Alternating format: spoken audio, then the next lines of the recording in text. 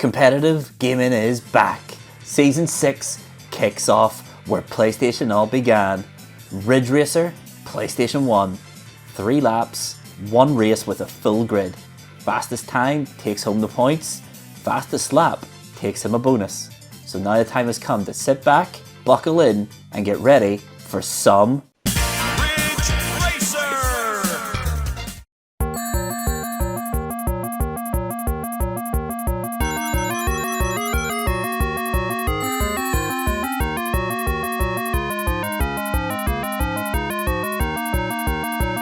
Hi everybody, and welcome to Season 6, Episode 1 of High Scores, High Stakes, the podcast that's back in business. I'm your host as always, Mr. Lava Lava, and with me are my co-hosts. Jeepers. Great to be back, Lava, and thankfully we acknowledge the victims that are both of you this season. But here we are, Season 6, absolutely incredible, great to be back. This is a lot of bigging up the big I am here. We haven't even played a game yet, and you're already thinking you've run away with it. It's Tomahawk here, by the way. Just good to be back in regulation competition. It is. I can't wait for it. I can't wait to go back to back to be the first person in High Scores, High Stakes history to do it. Can't be done. It's been jinxed. Going to do it in Never style. happened. Can't wait. Can't wait to be the first person to 3 cups. Can't wait to do all the things Tomahawk thinks are impossible, because they are not impossible. This is coming from Mr. 46%. Mr. 7 in a row. Mr. Season 12 for 5 12. This will be his thing now. Okay. 46%. The only 46 here is your age. I have won. Now let's move on. But yes, tonight we are opening up Season 6 with another regulation challenge. Now, this way we usually work is episode 1 of every season is the Champion's Choice. We've done away with it. Champion's Choice still exists, but it is not episode 1. This is just a normal challenge. Champion's Choice is going to work slightly different this season, and I have a game, I have a score, and whenever I feel like, I am going to spring it on these two to beat my score. They don't know what game it is. They don't know my score. They don't even know when this challenge is coming, but it will come at the end of an episode of my choice. And I have a spicy, spicy game with a delicious challenge that I will undoubtedly beat these boys at, because as I've previously stated, I must specify it can't be the season finale, though. It can't be the season finale. It is the season finale game. And it won't be the season finale, because that would be far too convenient and far too predictable. I am going to unleash this when you least expect it. It might be the middle of the night, Tomahawk. You'll wake up a cold sweat and realize he's announced it. But it will be announced. And I can't wait. But anyway, tonight's challenge, we are going, since we're back in competition, we are going back in time to the space year 1995, to the first ever PlayStation game I ever played. I am, of course, talking about the synonymous, the infamous, the unreplicatable, the no longer existing Ridge Racer. And tonight's challenge is a beauty. We have picked a car. We're going to race it with a full grid on the intermediate track. Fastest overall race time wins. But because we're back and we're all excited, bonus point, whoever gets the fastest individual lap wins a bonus point, because that's how we roll here at High Scores, High Stakes. But before we get into the challenge, Cardinal, we all know one thing as fact on High Scores, High Stakes, and that is every episode is somebody's first episode. So let's tell them what we are. We are High Scores, High Stakes, the only competitive PlayStation podcast on the internet. Every week we pick a game and play a challenge in that game for our league table. The winner gets 3 points, second place gets 2 points, third place gets 1 point. Whoever is top of the league at the end of the season, which is 12 weeks, wins the coveted High Scores, High Stakes Cup. That is who we are. That is what we do. Before we get into our Ridge Racer challenge, Cardinal Smith, tell me, what are you playing? First of the season. Well, love it. Thank you very much. That was quite the introduction. And, well, I'm looking forward to playing Ridge Racer. Lately, I have had the PS VR2 headset on. Okay. I've had the wheel out. Oh, And I've been stuck at GT7. Gran Turismo. Love it. And to be honest, I put the headset on and I just go into the garage and view car in VR showroom. Incredible. I just look at it. I just look at it, lover.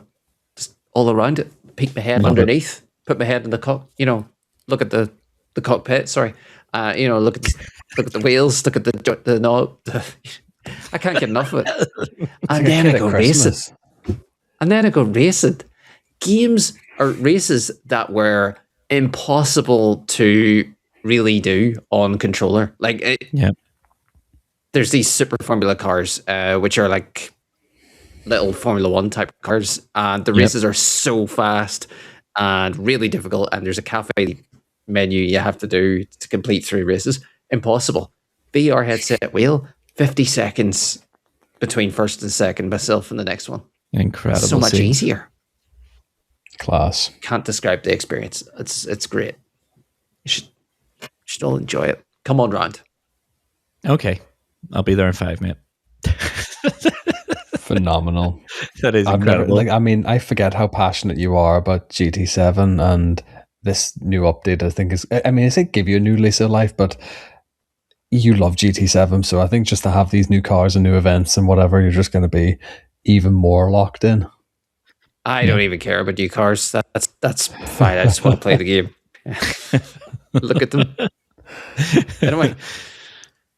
High recommendation from Carl Smith. If you have a PSVR 2 and Gran Turismo 7, try it out. You might like it. You never know.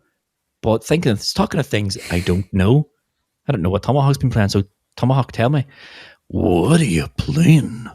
So I'm going to continue my series of what I've been playing on the big TV and what I've been playing on the PlayStation Portal, because two very different spectrum of games here. What I've been playing on the big TV is Dead by Daylight, because the Stranger Things Volume 2 chapter dropped.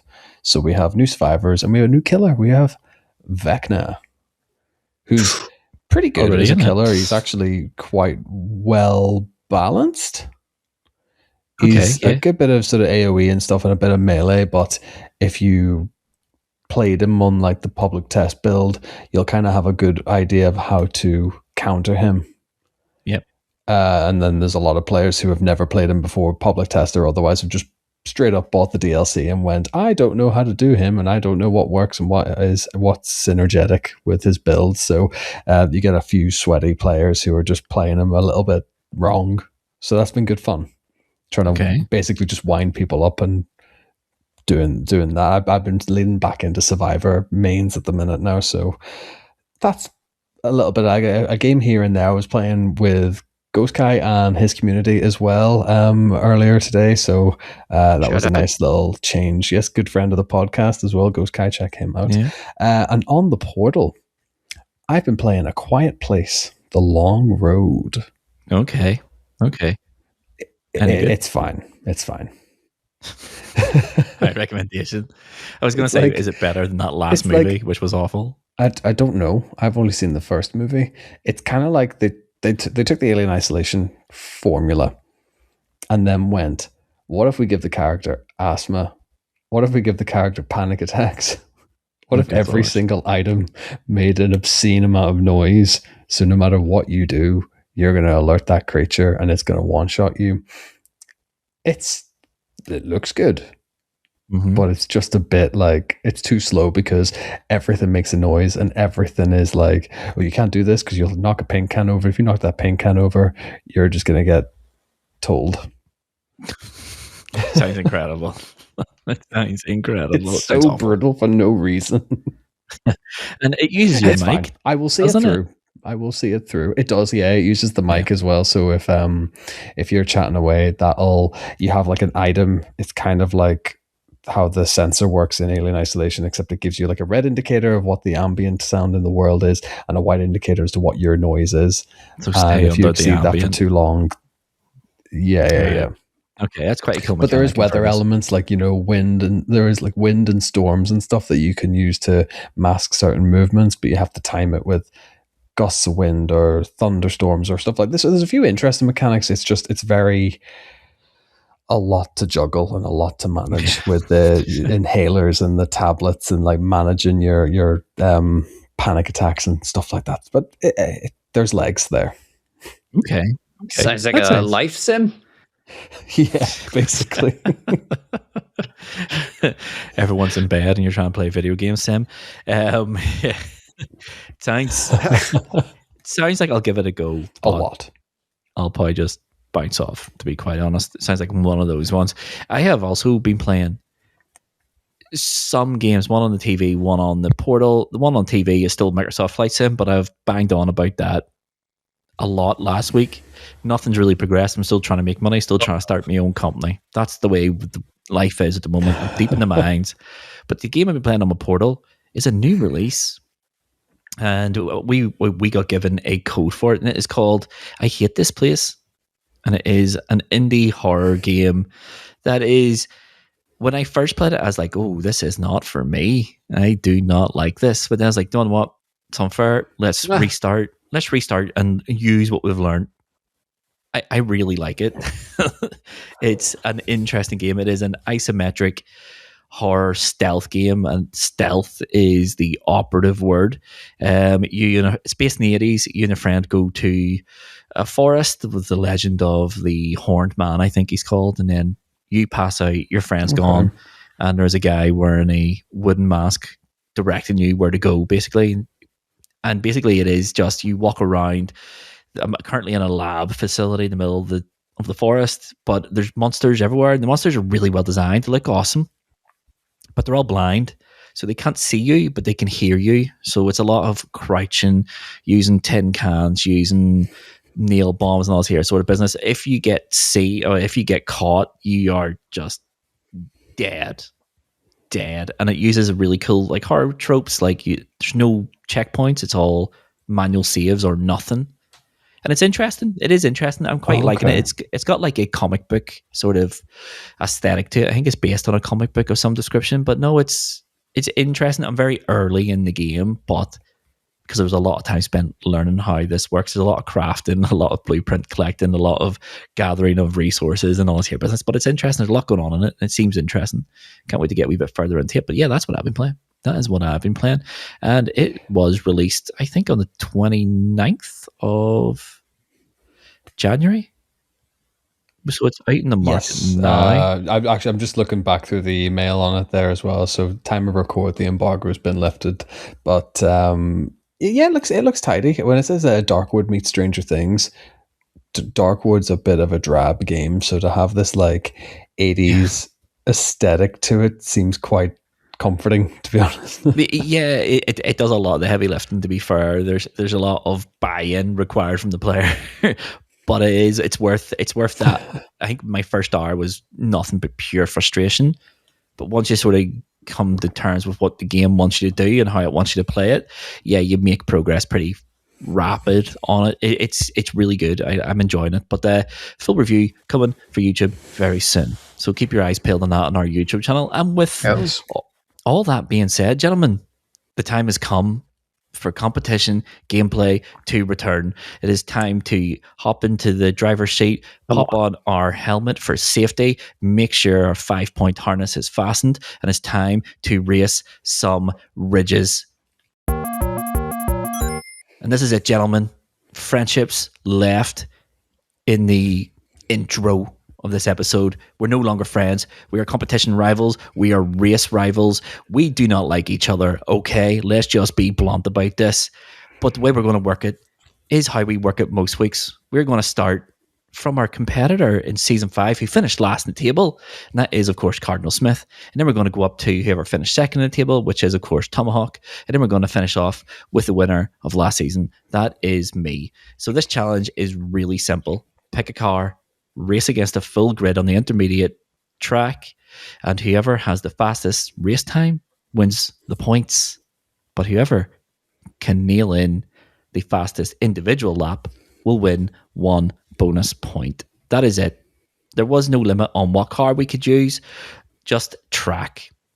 That is it. It is really that simple. But Ridge Racer, let's talk Ridge Racer a wee second, okay? Because this is, as I said in the intro, this is my first PlayStation game I ever played. It was the one that Santa brought much younger Lova. This and Cyber Sled. And I wanted to play this first because, to be quite honest, Papa Lova wanted to play this game. So he did. So we stuck this on, and yeah, I became obsessed with this game for a very long time. For the very longest time, I remember trying to unlock the devil car in this game, which is complete the come first in every track with record times, and then do the reverses, do the same thing again, and then once you do all that, the devil car becomes unlocked, and that is a 1v1 race where you have to race absolutely perfectly to unlock it. Unlocking that as a kid is one of my biggest achievements on PlayStation 1. It was crazy hard. but what a game. I loved Ridge Racer. I don't know how many hours I put in this game as a kid, but I don't think I've on the same token, I don't think I've played this game since 1996, to be quite honest, either, until this challenge came up. This is a laugh, this kind of game as well, because like I've only ever played like Ridge Racer on like an arcade system, so like playing it on a console was completely like new to me. Like I've maybe dabbled in it here and there, just as the later in the series went, it just kind of never really entered the fold to me. But as I was doing this challenge prep, my brother-in-law goes to me, it's like, this is Ridge Racer, and I'm like, yeah. It's like, oh, we had a demo disc for this. And then I got beyond a couple of checkpoints. Then Mrs. Tomahawk and him both looked at me and went, this game goes beyond 60 seconds. And I'm like, yeah. so like I'm kind of just seeing this now because like just when I lock in. Some games they just come naturally, like movements and how the game needs to be played just happens. So like I can picture 95, 96 Mrs. Tomahawk et al. Just struggling with this, and it is a very loose driving system, I will say, for this game. I mean, never mind what Lova was like in the household at the start when this first came out. I mean, there's a lot of nuance to Ridge Racer. You just have to find it. You just have to find where the nuance comes from with it. But yeah, this was incredibly impressive way back in 1995. I remember this game. I remember playing this game for the first time going, video games will never look better than Ridge Racer. This is incredible. It was just such a quantum leap over the Sega Mega Drive I had before the PlayStation. Just incredible. But no, it is a fun game. It is, in my opinion, I think it's still worth a play in 2026 because it's old, of course it is, but it's also extremely fun. But yeah, Ridge Racer, let us talk no longer. Unless you want to say something, Carl, have you got anything to add, or are you waiting for your gameplay? You're nervous now because you know this is the moment where Love is going to beat you for the first time in season 6. I never played Ridge Racer 1 until Ridge Racer Type R, which was incredible. And yeah, I will find out. I will talk here in the footage. Let's go into it. Okay, Cardinal's revving his engine. He's ready to take off from the starting line. Let's waste no more time. Let's let him calm his nerves. Let's start with Cardinal Smith's Ridge Racer Intermediate Track Challenge and see what sort of lap time he can do. And here we are then, Cardinal, at your attempt. I am going to pass the mic to you, and I am going to let you talk about your thoughts, your feelings on Ridge Racer as a game, and your attempt on Ridge Racer the game. Okay, lovely. If you don't mind, I'm going to hit up the video, and we're going to go in 3, 2, 1, go. And this is my first attempt. I don't remember playing this game ever. Maybe in an arcade. Realistically, not. And so this is my first experience. And to be honest, straight away, I'm like, oh, cool. Ridge Racer. I like Ridge Racer Type R. This will be great. Analog controls, really sensitive. Super sensitive, yeah. I mean, great start. But I gave it a solid like 25 minutes of my time to try and get this challenge effort put together. But to be honest, handling the sensitivity was shocking. So I put it on manual gears because just purely because Tom mentioned it. I thought, gosh, that must be what they're doing. I'll try that. And chose the most sensitive handling car, Yeah. which is also the slowest. So you And picked a give it a go. solid red And car? it's great. It's got a bit of yellow down the side, not quite the solid red car. But, you know, I'm from the number of laps I did, I like being sixth at the end of lap one.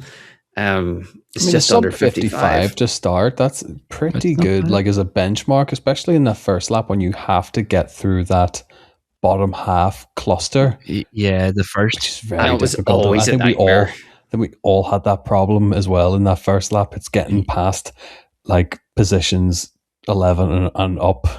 Yeah. Yeah. And one thing I remember from Ridge Racers is there's grip and there's drift. Mhm. And I hate that. And some cars just work with drift really nicely. Yeah. Grip feels natural to me, and I just got the impression that that's not what this game was looking for. But, Yeah, so so Type R has drift cars and grip cars, and it makes a huge difference. But Ridge Racer 1 has it sort of like a prototype version of that, where there are cars here far more comfortable not drifting, and they'll keep their speed better. But you still need a drift in Ridge Racer, I think, regardless of the cars. The big difference is those grippier cars, they're more difficult to start a drift with. They're not as eager to drift as the non-grippy cars, if that makes sense.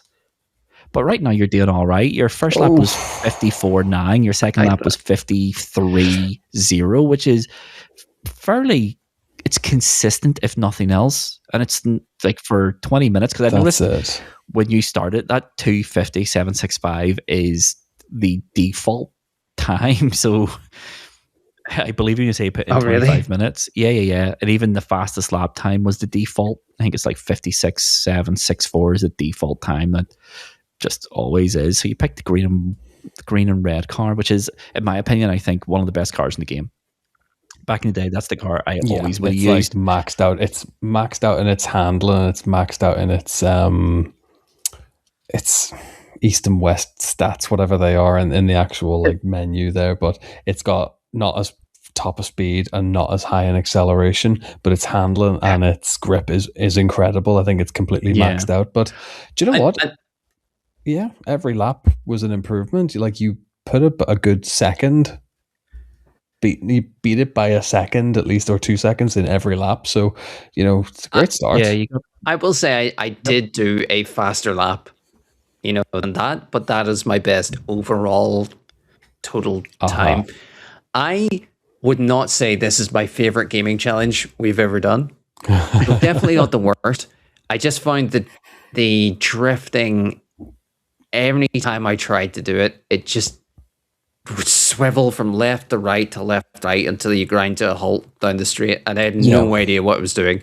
It doesn't hold your hand, and I guess you would just have to put hours into it to really get. We talked, like Lova said, about the nuances on this one. This is very much the game. Yeah, as you say, doesn't hold your hand. You just kind of have to figure out the wrinkles as you go. No, should it? As like no arcade game ever shows you the ropes. Basically, it is basically there's your cockpit, there's your pedals, have at it. Yes, throw another dime in the machine. Thank you. Yes, exactly. I think this was good.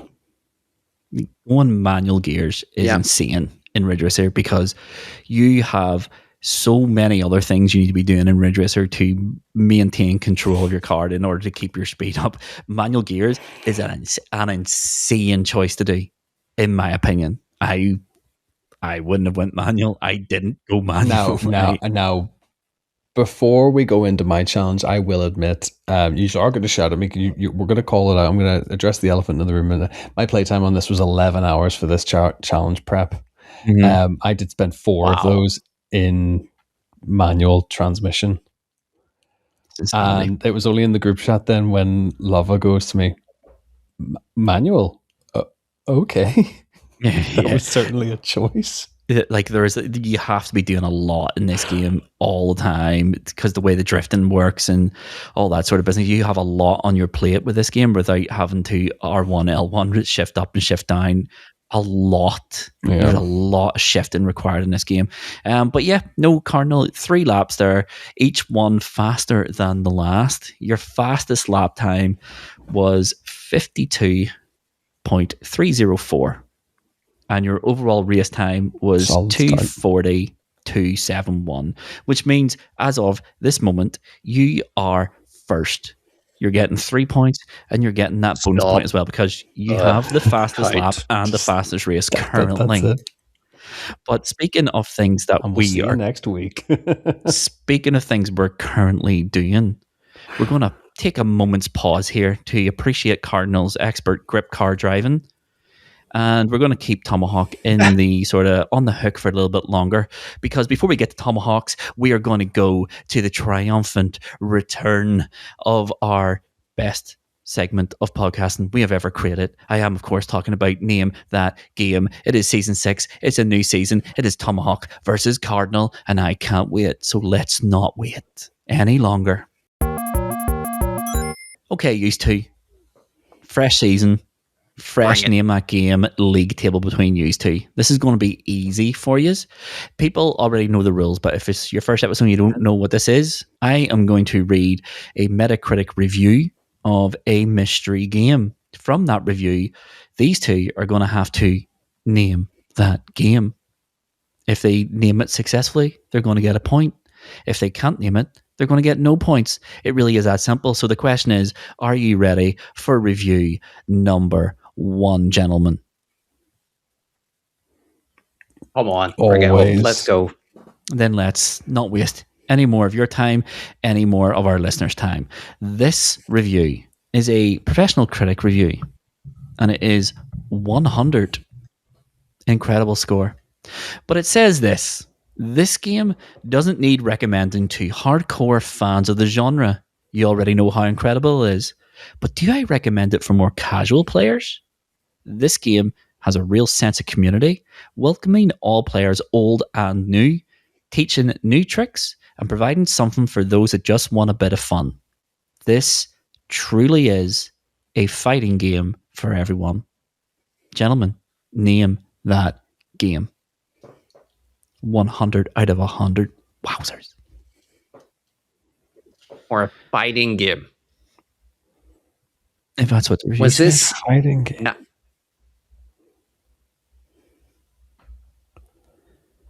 What are we thinking?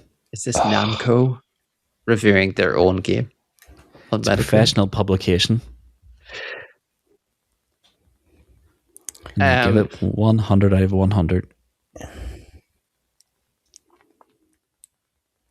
Is it Street Fighter 6? Okay, so Tomahawk has attempted to name that game. Cardinal, any guesses? Is it Tekken 8? Oh, okay. So we have 2 big heavy hitters, both featured in our iconic PlayStation gaming franchise showdown. One of them went further than the other, and one of you two is going to go further than the other in this Name That Game league table because someone has named that game, and the person Oh dear. is Tomahawk. It was Street Fighter 6. That is 1-0. Because Cardinal. like if I remember rightly, Street Fighter 6 like slightly tweaked the formula. You'll know this because you owned it, Lover. They like changed it into a slightly like open world format. I mean, Like yeah. they rejigged the formula, but kind of kept it close to what the original should have been. Really. I mean, yeah, there's the World Tour sort of segment that's not great, but it's not bad either. It's fun. It's a fun distraction. But yeah, no, it's just, I think I've called it on this podcast before. I generally think it is the best Street Fighter that they've ever made. It's great. The new additions to it, like the drive system and all that there sort of good stuff, really add something to it. But yeah, it was Street Fighter 6. That means after one round of Name That Game, Tomahawk is in the lead. But don't worry, Cardinal. After we see Tomahawk's Ridge Racer, there's going to be another Name That Game. Aye. But let's not name games right now. Yes. Let's see if Tomahawk can match or better your lap time and your race time. So let's get to the start line. And here we are at the starting grid, the starting lineup of Tomahawk's attempt. And let's see if Tomahawk can beat Cardinal Smith's lap time and his overall time. And I'm just noticing your lap time there on the left of the screen. Tomahawk, your best lap time to this point was 52 seconds, 356 milliseconds, which is slower than Cardinal Smith's. But let's not waste any more of our listeners' time. Let's pass the mic to you and talk us through Ridge Racer and this challenge and how you find it and all that good stuff. Yeah, so basically the first thing I thought was to get away from manual transmission, go into automatic, and then just try and get myself into a nice rev off the bat, change into the chase cam because you two are psychotic by using the dash cam. There's just something I'm more comfortable with using the dash cam, and the first thing I'm trying to do is get out of this anarchy at the back of the tail order here now. And it is just it feels like a slog, and there was a lot of reset runs there because I wanted just to get out of that cluster so I can just get open road here. And I drop accelerator, touch that apex. I say this an awful lot in the challenge prep. I said an awful lot while you were on Twitch doing this. Trust your hitboxes, or how much are you willing to trust your hitboxes in this game? Because this right hairpin became the bane of my existence, because that car that takes you into sixth position can just be a complete wild card as well. But 52.7 was that first time. And I think that paid off pretty well, because I thought just being aggressive in that first couple of turns in lap one, with it being a flying start as well, you need that if you're going to get a decent time. Now with these sort of stock cars, it is just a case of don't make silly mistakes. And I mean, it's not RNG. It's relying on not the CPU trying to kill you, basically. My plan was to basically be in this tunnel, be out of this tunnel by 40 seconds, and I think I'm pretty much consistently doing that then. So it's now just timing my turns and timing my corners and how much input am I putting in for those turns as well, because they can be run killers as well. For the amount that you lose for a crash is insane. The amount of speed as well. I just want to go back to you talking about the whole run. No, you're clean as a whistle, but I want to go back to what you were talking about at the start. Hitboxes. Now, in our group chat, I think I've noticed something about some of the mechanics in this game, and we've touched on both of them there. My feeling is in this game, hitboxes exist in two places. Your bonnet and the computer-controlled car's boot, effectively. So if your bonnet doesn't touch their boot, then the hitboxes will never collide. So you can effectively slide through opponents as long as you don't touch their boot, or your nose doesn't touch them. And when you talk about the reduction of speed, I don't know how accurate this is, but it felt to me as though there was two values of how much speed you're going to lose in a collision. And it felt to me that if you collide it with a car, that penalty was way higher than taking a hit into a wall. So if I was ever in a position where I had to hit something, I was always picking a wall. Now, in saying that, the punishments also stack in this game. So I think the way this works out, punishments is if you hit a wall and then straighten up, then it will apply that penalty. But if you hit a car and then hit the wall and then straighten up, it's going to apply 2 times the penalty because you've had 2 collisions. And I find myself going from 128 miles an hour to 30. And that's a run killer. But yeah, one thing I will say about this game is it's consistent with its punishments, but the punishments stack upon one another and it can be brutal. Like absolutely brutal. I was using the being on the PlayStation Classics, you can just do the save states, and you could just basically hot Yeah. reload. It took me until I was watching yourself do some of your practice runs as well. Love it that if you actually press the touchpad on the DualSense, it opens the pause menu, and I didn't realize the game had a pause menu. So Oh dear. even before the save states, even before this is didn't. how bad it got. Even before the save states, I was doing my runs. I basically was like, if I bombed my first corner, I would just Quick load. go idle and wait for the timer to no. I would just wait for the timer to go to 0 and then restart the lap, because I did that in my first go too. I forgot that save states existed in this as well. Good. It was one of those very much a I forgot I have no trust in the system, and I forgot how the PlayStation works and how the Classics works as well. So there was a few kind of senior moments in my infancy of this run, but this was the best. This is the best I was able to put together with the cars and the materials I had at my disposal.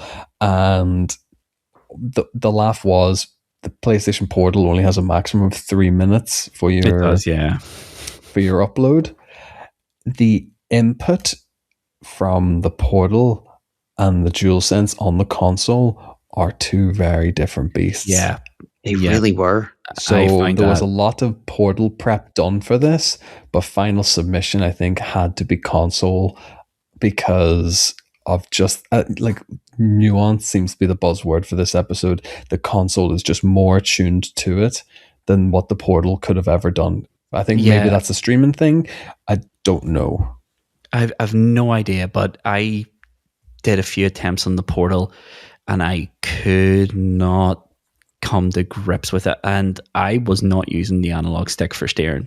I'll tell you that much. I was using D-pad. No, I never went near the analog stick on this one. I figured this game seemed like it was very much a directional buttons native at time of release. Yeah.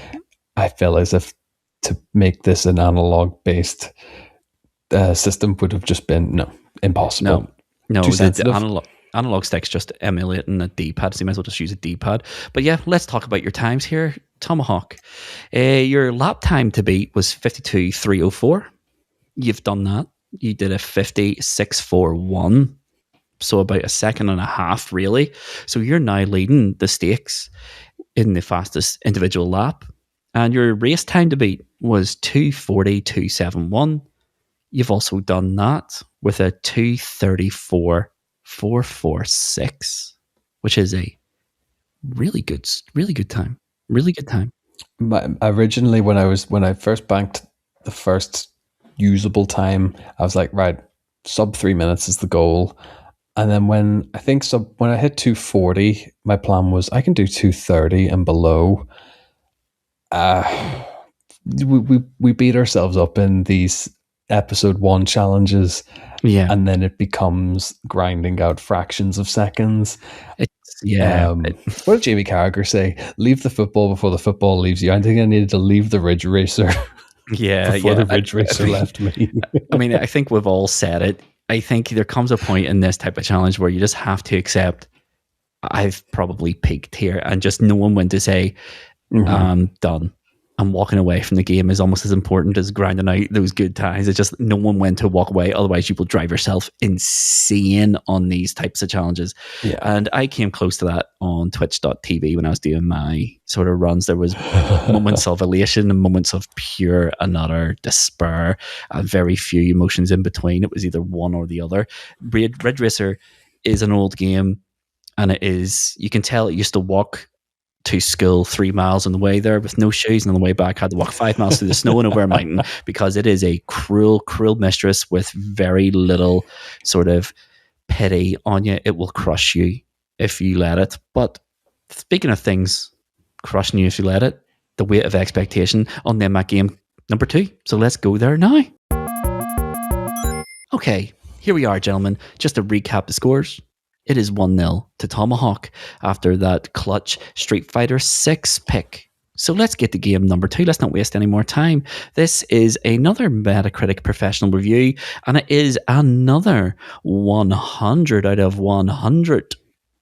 And the review says this: finally arriving on Sony's console, PlayStation players are now blessed with one of 2023's best games. This is a sprawling, beautiful, and immensely fun video game. The roguelite and management genres are blended with nigh on perfection, and the presentation is simply stellar, serving up what can only be described as a remarkable masterclass. This game is a must-play for anyone yet to sample this delectable treat. Gentlemen, name that game, if you can. 2023, sorry, you said? Hey, one of 2023's best games, yeah.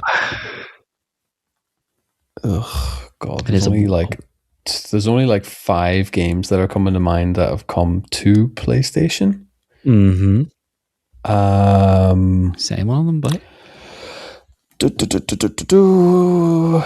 it? I'm gonna probably be wrong on the year here, but is it Hi-Fi Rush? okay. So Hi-Fi Rush. We have a potential named game card. Now, what's your guess, mate? I think when you talk 100 out of 100 from serious That's reviewers, truly special. Mhm. Like, there's only certain video games in history that can earn that. And that, when you combine that with being produced by Todd Howard from Bethesda, he is the only man who can truly deliver those 100 out of 100 experiences. Okay. So when you say 2023, Todd Howard, you of course mean Starfield. Okay. I appreciate the thought process that went into it. Nobody has named that Thank game. you. It was not Hi-Fi Rush, nor was it Starfield. I'm shocked. oh no! This is Indie Darling. That review was from a publication called Finger Guns.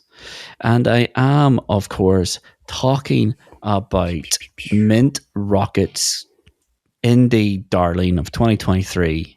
It was Dave the Diver. Ugh, God. So unfortunately, no one named that game. So that means Grim. the first week's installment of Name That Game ends on a 1-0 score to Tomahawk. There's no second clue. No hints, no nothing this time. No hints, We've no really nothing this matured time. from this. No segment. hints, no nothing. We've been podcasting now for Not even a little 3 tickle? years. I'm pretty sure Starfield never came to the PlayStation either, but No, there it's we not go. out on PlayStation. No, I had no idea what it was. But anyway, I do know what was on PlayStation, Ridge Racer, and we still have to see my attempt. So let's rev up those engines, get to the starting line, and let's take off. And here we are, gentlemen, at my attempt. All right, so my plan for this was threefold. I'm not going to lie. Number one was hope and pray that muscle laps. memory would come back to me from hundreds of hours spent in this as a kid. Number two was, how do I unlock those other cars? I remember there's a way of unlocking the cars. And number three was go fast or die trying, to be quite honest with you. So rule number one for this game was getting Collision. the cars. So the way you unlock the cars in this game, there is 13 cars in this game. The game will give you 4 to start with. And the way to get the next 8 is by clearing the screen of the Galaxian minigame as the game loads at the start. Clear the screen, get the rest Is of the... that how you do it? Yeah. So I did that, and I am in the Galaxian car as we speak, which is slightly Hang faster on. than So the... you have not done this challenge in a stock car. No, It was never highlighted or said that you couldn't do as part of the challenge. that is correct. Sounds like a rule skirt to me, but Okay, you know. carry on. We'll That come is back to correct. that. I am doing this on the Galaxian car, which is not the fastest car in the game, nor is it faster than the fastest stock car, I will add, because the yellow car is the fastest car in the game up until the devil car, I think. But anyway, yeah, so I just went, let's go fast, and let's talk about the nuance of the drifting, because drifting is the fastest way to get around the corners in this game, regardless of the car you're in. Doesn't really matter. The way I drift is I take my finger off the accelerator, obviously brake and turn hard, and then hover my finger over the accelerator until I want the drift to end, and then hit the accelerator, and that bites your grip and that shoots you off. That's what I do. I don't have my finger on the accelerator as I am drifting, because it makes it almost impossible to control, because you'll just You fishtail. oversteer then there, yeah. You will fishtail all the time. So right now, this is lap 3. I've put in a pretty solid lap time. It's This is looking all right. I've had 1 or 2 bumps rapid. on the wall and stuff like that, but I've got more than enough top speed here to sort of make up for any mistakes like that. I'm looking at you hit these drifts, and I'm looking at you hit these corners, and they are just rapid. And I think I did say to you even after stream on this, was just like, how are you doing that? Because I found myself coming out of a drift and hitting like a 10-15 mile an hour loss. Yeah, so But I don't know how you're doing this on dash cam. This is giving me just anxiety, because I don't know how you can measure distance between cars in that instance. They just are pure trust in the game. Yeah. It was me trying to figure out how the hitboxes sort of work, and when I noticed that if my tail went through an opponent, it never punished me, and I was like, okay, so that means there's no hitbox on my back of my car. Why would there be? Because you're never going to get driven into from the back in this game. Why would there be? And at the same token, I thought, I wonder if they don't have a hitbox in the front, because why would they? They would, because they're obstacles. They're not racers. They're not racing you. And once I realized that I could go through other cars as long as I was drifting, and as long as my nose never met their tail, then we were fine. But yeah, no, this is what I'm talking about. Find a nuance, and the nuance all comes down from accelerator and brake use. Tap the brake, leave your finger off the accelerator during those drifts. You will lose 10 or 15 miles an hour per drift, but once you slam your accelerator back on, you will instantly regain grip and take off, and then you recoup all that lost speed because of the acceleration. That's how I do it. I think there's a lot of this where I've just kept accelerator down. I think Cardinal me kind of have played this as a racer, like as a quote unquote true racer, as opposed to a arcade free room, do whatever you like. No rules actually matter kind of racer then. Yeah, no, this isn't a racing game. This is it is a racing game, but it's not a racing game. Those other cars on the track are not racing you. They are literally roadblocks to slow you down. It's just in the way. The true race is against the timer on the top of the screen, and your time's on the left of the screen. They're your opponents, nothing else.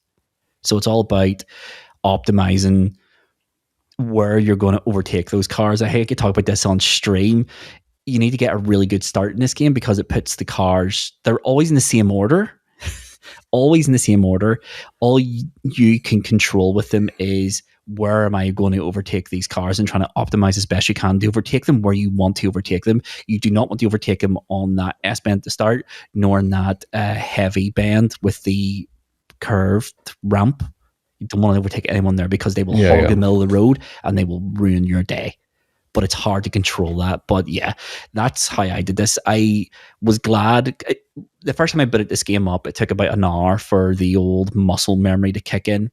Once I realized that the steering in this is all digital, there's no nuance in the steering. It's either completely on or completely off. All or nothing. Yeah. So I don't know. I was watching back the video recording of this from the stream, and all you can hear is me tapping the left and right buttons on the controller, because I never held them down.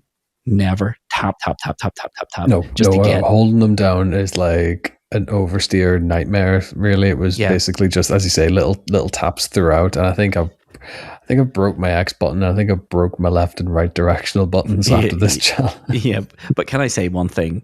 What a game Ridge Racer is! I had a lot of fury, but a lot of fun. 30 years old, and it looks awesome. Like it still looks great. Not so much for like, car textures. We're not talking like GT7 levels, but for like the environment, the actual like, even like how the sound behaves to your input as well.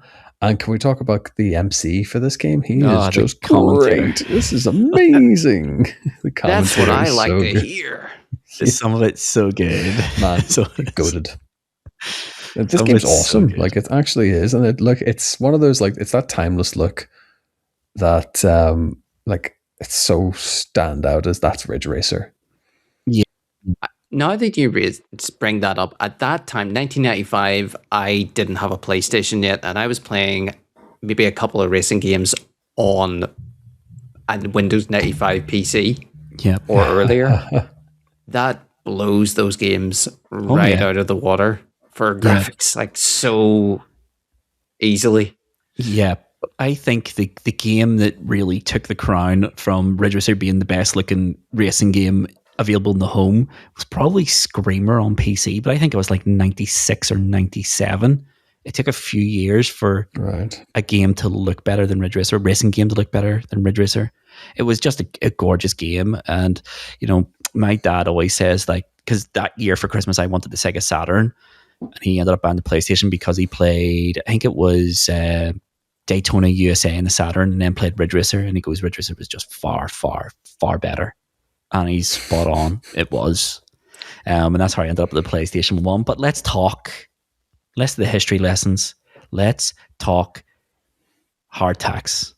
How did I do? Let's look. The lap time that I had to beat was Tomahawk's 50.641. I did that, and I got a 49.576. So that means the one bonus point is going to me. The question is, can I clean sweep yous and pick up the 3 points for the win? The time to beat was Tomahawk's 2:34.446. I did that with a 2:31.978. That is blistering fast, gentlemen. Like, I will 2.5 seconds doesn't seem like a lot, but 2.5 seconds is effectively in a racer is between here and the moon. That's the kind of distance you're looking at for 2.5 seconds, really. Yeah, the lap is 50 seconds, so it's a brave gap. But I'm going to be quiet for a few minutes and just let you acknowledge what you've just witnessed. That was greatness. PlayStation have always said greatness awaits. Well, PlayStation, it has arrived in the form of Mr. Lova. Oh God, there's one thing about Mr. Lova in competition. He gives you the ick. Such a wallflower. That's it. Graceful in victory. Yeah, never. But one thing is, you got to respect Lova's put possibly hundreds of hours into this game.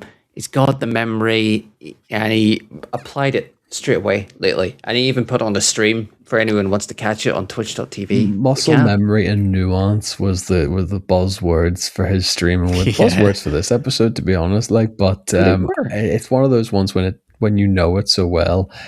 It's like riding a bike. When you pick it up and you kind of go, oh, this is how I did it 30 years ago. Yeah, that's just going to come back to you. And now I'm curious though, because this time was achieved on stream, correct? Yes, it was. Yeah, it was my last race. Where were we pre-stream? Because just if you have it, because I'm curious, because there was a moment where I was just like, I actually might have pulled something out of the bag here. And then I think you hit on stream, the first one you hit was like a 2:33 or 2:32 or something like that. And I went, I have to get back onto this. Yeah, I purposefully loaded a fresh file and I had to re-unlock the cars because I didn't want my all the cars time to be on the left of the screen, you see. So I wanted to hide that from me for as long as possible and just hope that I could beat my time. My previous was 2:32.4. 2:32.409. Yeah. But yeah, now that we got now the niceties are out of the way, Lava said at the start of this piece that we don't like each other, and that's not true. You know, I do this because I enjoy playing games with you guys, and I enjoy gathering cups to drink from. Yes. One thing we do though is sometimes we come across a bit salty whenever we lose, and that's just not the case. We're just competitive, and we care about the sanctity of the cup and the season-long cup. And what it represents. Yeah.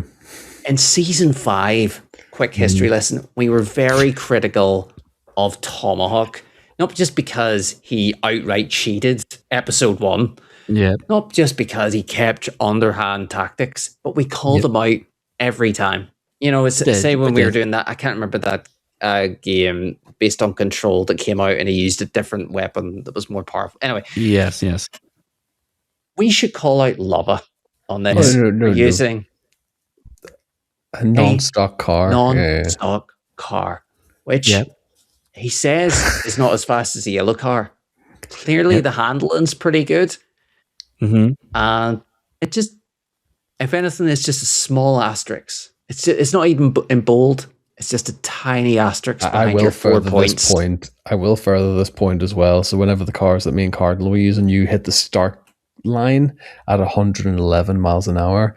I believe that Lava hits the start line at 123 miles an hour on his car.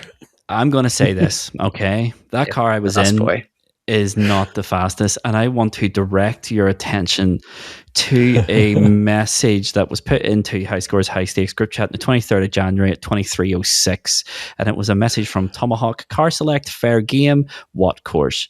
And I replied with, LOL, what course? Ridge Racer only has one. There was no car stipulation. I could have used a devil car if I could have unlocked it, and I would have, but I didn't. The car I picked, yes, it isn't stock. It has slightly more power than the car that you both chose, that green, white, and red car, but it was just a better all-round car. I would agree with that, but there was no stipulation on car. If I don't win, I will be calling out Spirit of the Game plays. I tell you what, if by episode 12 and there's 1 point in it, and Lava wins it because of 1 point. If it makes you feel any better, my previous time that still beats Tom's was in the red, white, and green car.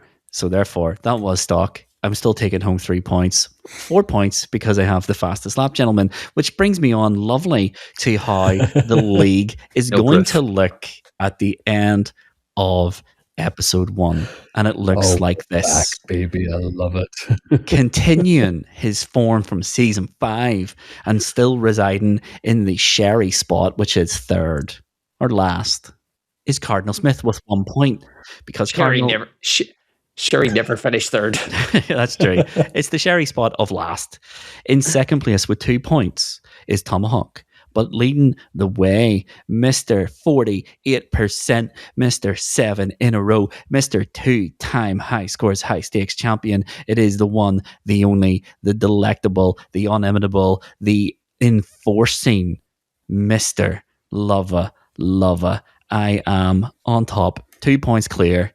1 episode down. 11 more to go.